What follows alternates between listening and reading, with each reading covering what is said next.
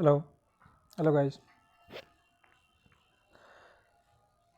आज हम पढ़ाने जा रहे हैं इंग्लिश के टॉपिक को, जिसमें हमने पहले की वीडियो में बताया है किस तरह से पार्ट्स ऑफ स्पीच को क्लेरिफाई किए थे। अब आज उसी पार्ट्स ऑफ स्पीच में आज टॉपिक वाइज हम कराएंगे, जिसमें आपको बताए थे पहला होता है नाउन, दूसरा होता है प्रोनाउन,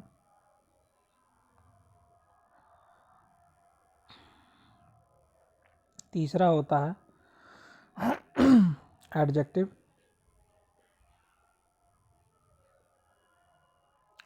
चौथा होता है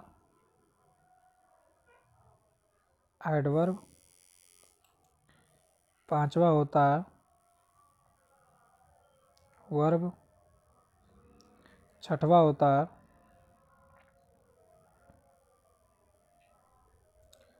प्रीपोजिशन, सातवां होता है कंजंक्शन, आठवां होता है इंटरजेक्शन।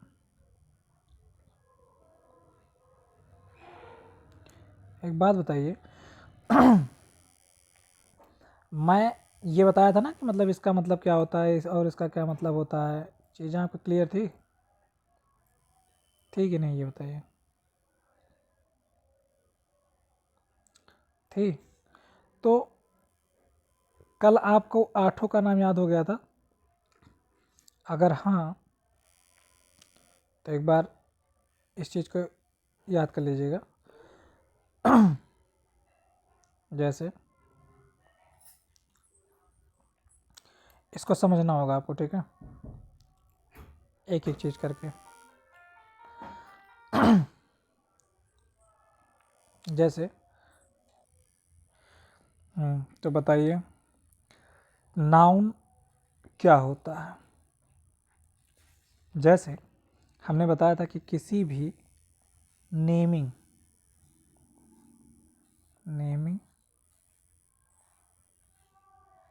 वर्ड को हम नाउन बोलते हैं। क्या बोलते हैं? हम नाउन बोलते हैं। इसकी कुछ परिभाषा होगी। जैसे किसी का भी नाम, जैसे किसी का नाम हो गया आपका राम। क्या हो गया? राम। किसी स्थान का नाम हो गया दिल्ली, ठीक है।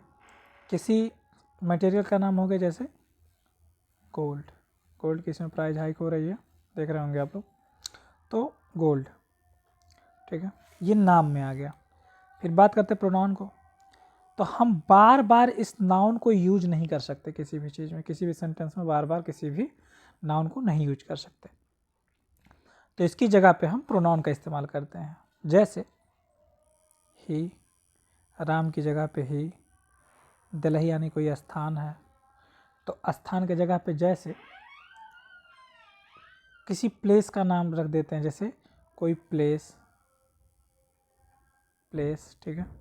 इस तरह से कोई भी चीज़ रख देते हैं, ठीक है। यानी गोल्ड मान लीजिए कोई चीज़ थिंग है, क्या है?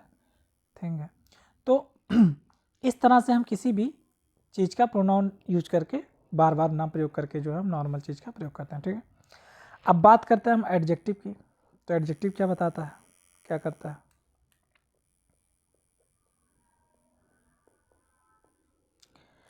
एडजेक्टिव क्या बताता है? जैसे ये इसी की विशेषता बताता है, किसकी? नाउन या प्रोनाउन की जो विशेषता बताता है वो एडजेक्टिव होता है। जैसे राम या ही क्या है, कैसा दिखता है, इसका अपीयरेंस कैसा है।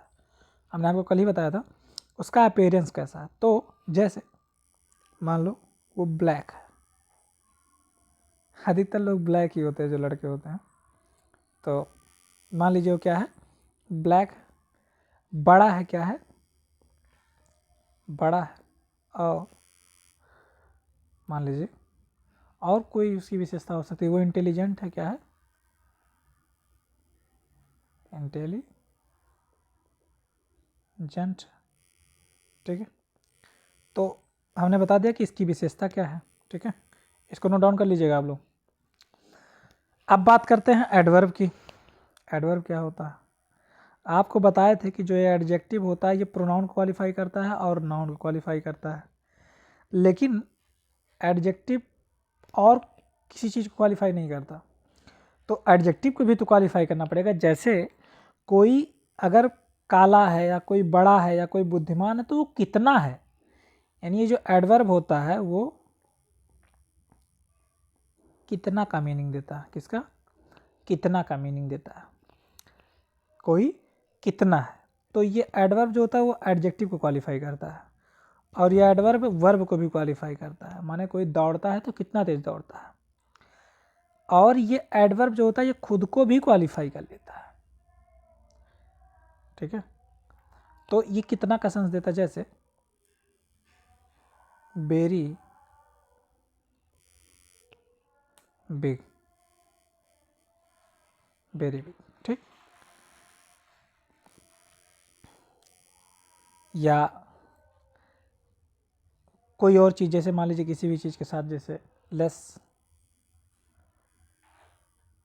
लेस को हम एक तरह से वेरी लेस कर सकते हैं, वेरी वेरी लेस कर सकते हैं। ठीक है, अब आते हैं हम वर्ब पे। वर्ब क्या चीज़ होता है? वर्ब मेनली किसी चीज़ का एक्शन बताता है। क्या बताता है? किसी चीज़ का एक्शन बताता है। इस एक्शन में टाइम लाइन छिपी होती है, टाइम लाइन छिपी होती है। वर्ब का फॉर्म होता है इसीलिए, जैसे V1, V2, V3 और V1 प्लस ING। ठीक है, और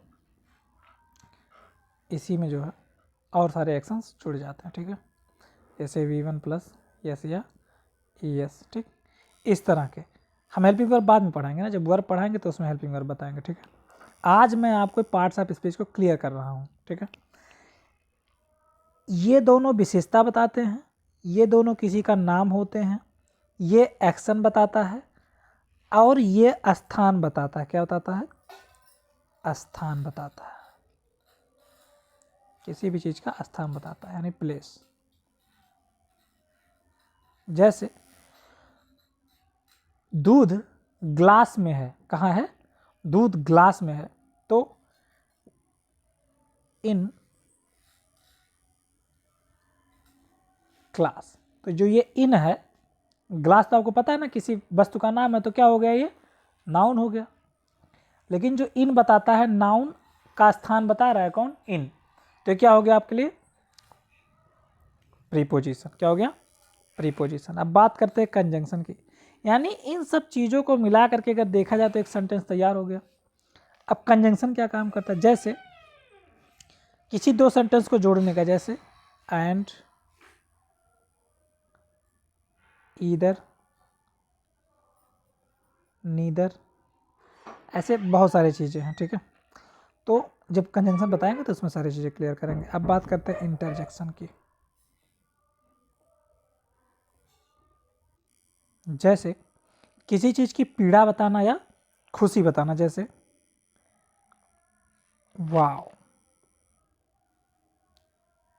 वाव, वाव मीन्स क्या होता है? किसी चीज़ के लिए मतलब उत्साहित होकर किसी चीज़ को कहना, मतलब कितना आश्चर्यजनक है। क्या है? कितना आश्चर्यजनक है। अब बात करते हैं हुर्रा, हुर्रा, या ओह, या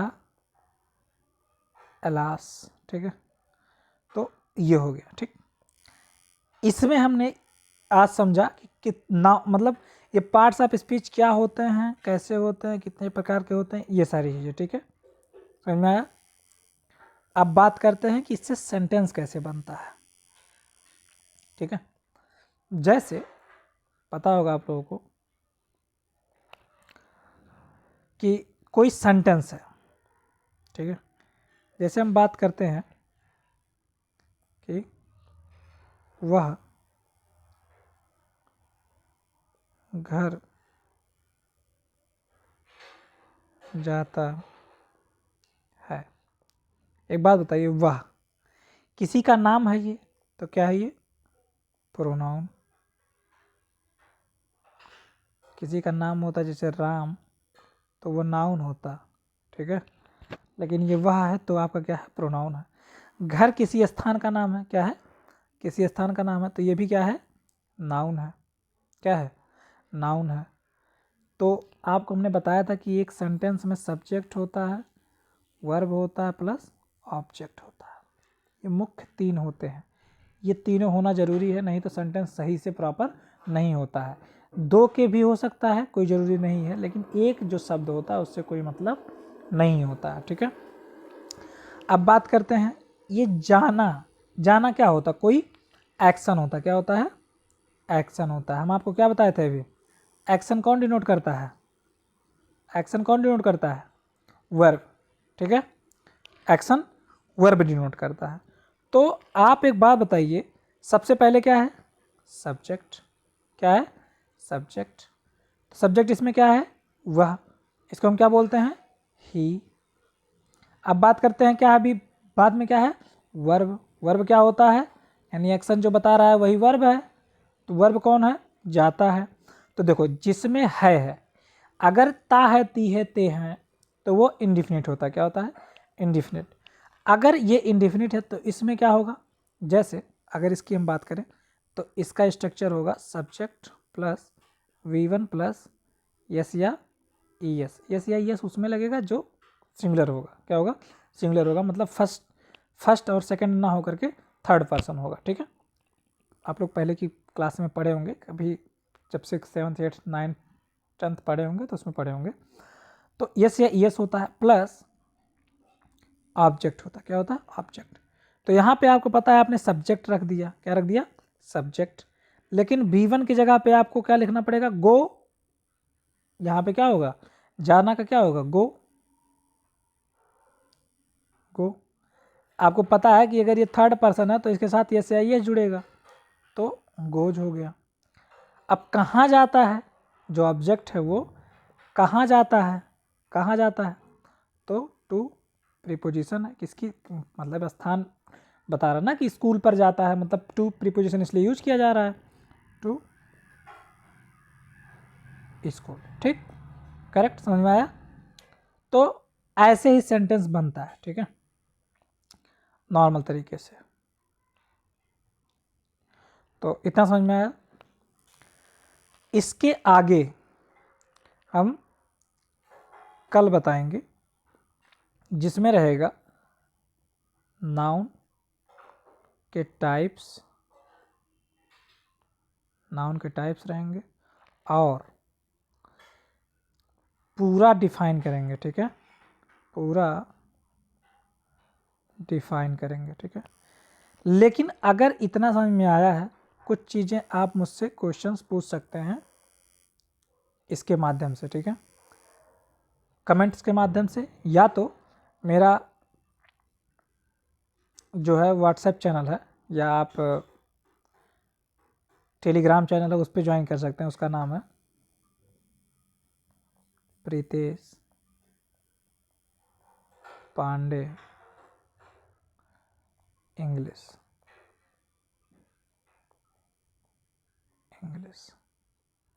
ठीक है, इसको या तो फॉलो कर लीजिए, और या तो ये इंस्टाग्राम में इस पर फॉलो करके आप मेरे पास क्वेश्चन पूछ सकते हैं, या जो भी चीज़ें आपको पूछनी है पूछ सकते हैं। मैं इसका जवाब आपको जल्द ही दूंगा, और आगे की वीडियोज़ में मैं पूरी चीज़ों को और बताऊंगा। ठीक है, तब तक के लिए बाय। चैनल को सब्सक्राइब कर लीजिए, ठीक है, और लाइक कर दीजिए।